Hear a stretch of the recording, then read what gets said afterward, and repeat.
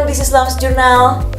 Jumpa lagi bersama dengan saya, Dr. Vera Herlina dalam acara Business Lounge Journal Healthy Lifestyle.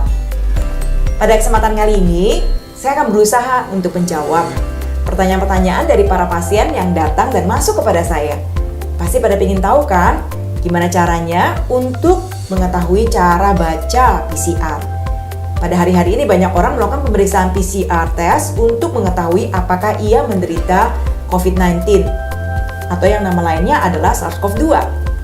Di sini kita perlu mengetahui bahwa PCR merupakan gold standar pemeriksaan COVID-19 hingga hari ini. Walaupun dalam pemeriksaan ini memang tidak dapat ditentukan apakah virus yang ditemukan dalam pemeriksaan ini adalah virus yang hidup atau virus yang mati. Tetapi penting bagi kita untuk belajar mengetahui cara bacanya.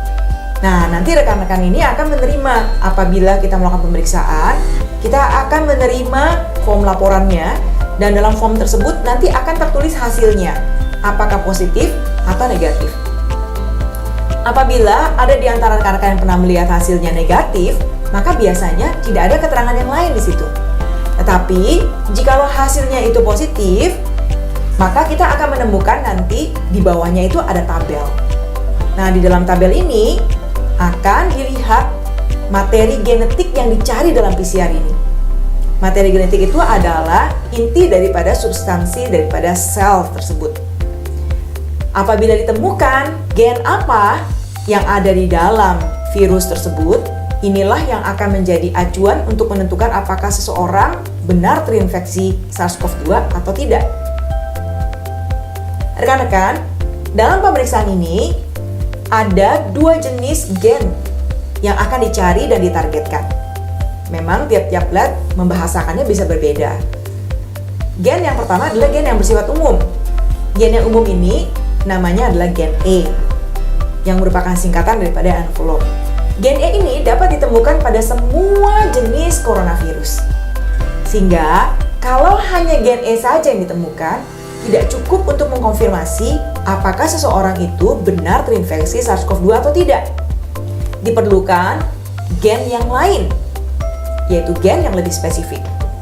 Nah, gen yang lebih spesifik inilah yang akan mengkonfirmasi infeksi SARS-CoV-2 tersebut. Gen yang lebih spesifik ini dapat dinamakan gen N, gen ORF, ada beberapa jenis gen ORF, dan kemudian juga gen RDRT. Apabila nanti tertulis gen apa yang ditemukan, akan disertai dengan nilai kuantitatifnya yang dinamakan dengan city value. Kita tidak perlu pusing lebih jauh mengetahui seperti apa sih city value itu, tapi yang perlu kita ketahui adalah kondisi apa sih yang dinyatakan dengan angka city value ini. City value menggambarkan seberapa infeksiusnya seseorang. Apabila rekan-rekan melihat hasil city value-nya itu adalah hasil yang rendah, lalu apa artinya? City value yang rendah menggambarkan viral load yang tinggi. Sehingga pada saat city value tersebut rendah, maka orang tersebut sangat infeksius untuk menularkan kepada orang-orang lain. Tetapi sebaliknya, jikalau viral load-nya itu rendah, maka akan didapatkan nilai city value yang tinggi. Dan dalam kondisi ini, lalu apa dong artinya? Kalau saya nilainya 15 misalnya, atau kalau saya nilainya 23 atau 37, apa artinya ya dok? Nah, ini seringkali ditanyakan oleh pasien-pasien. Nah, kita perlu tahu bahwa apabila nilainya itu di bawah 29, itu artinya adalah reaksi positif kuat.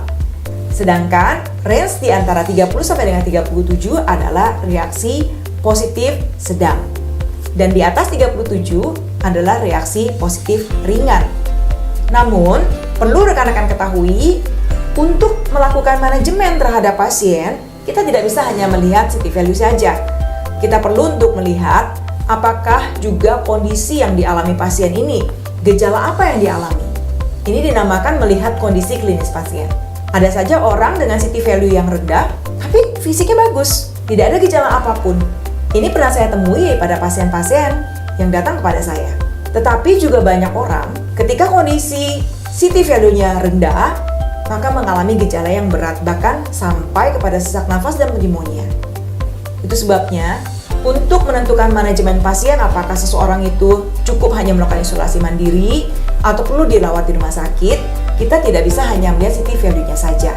Tetapi kita perlu untuk melihat juga kondisi klinis pasien, gejala apa yang dialami oleh pasien untuk dapat menentukan hal yang tepat bagi orang yang menderita SARS-CoV-2.